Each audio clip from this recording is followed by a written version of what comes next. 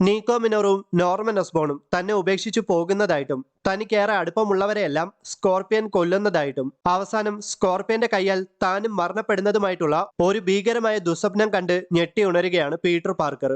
ഹൈസ്കൂളിലെ പ്രോജക്റ്റ് തന്നോടൊപ്പം കംപ്ലീറ്റ് ആക്കാൻ പീറ്റർ പാർക്കറിനെ വീട്ടിലേക്ക് ക്ഷണിച്ചുകൊണ്ട് പേൾ പങ്കൻ അവനെ കോൾ ചെയ്യുകയാണ്. പെട്ടെന്ന് തന്നെ വളരെ വേഗത്തിൽ തന്റെ ഡ്രസ്സൊക്കെ ചേഞ്ച് ചെയ്ത് പേൾ പങ്കനോടൊപ്പം ഹൈസ്കൂളിലെ പ്രോജക്റ്റ് കംപ്ലീറ്റ് ആക്കാൻ പീറ്റർ പാർക്കർ അവളുടെ അപ്പാർട്ട്മെന്റിലേക്ക് പോകുന്നു.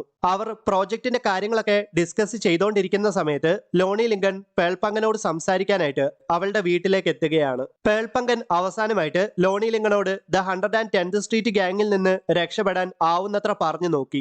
എന്നാൽ ലോണി ലിങ്കൺ അതിന് തയ്യാറാകുന്നില്ല.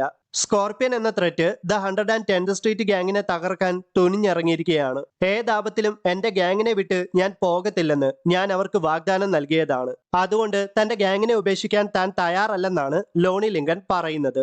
നിന്റെ ഗ്യാങ്ങുമായിട്ട് നീ മുന്നോട്ട് പൊക്കോളൂ, ഇനി നമ്മൾ തമ്മിൽ യാതൊരു ബന്ധവും ഉണ്ടാകില്ല എന്നൊക്കെ പേൾ പങ്കൻ പറയുമ്പോൾ പേൾ പങ്കനോട് മറുത്തൊന്നും പറയാതെ ലോണി ലിങ്കൺ തിരികെ നടന്നു പോവുകയാണ്.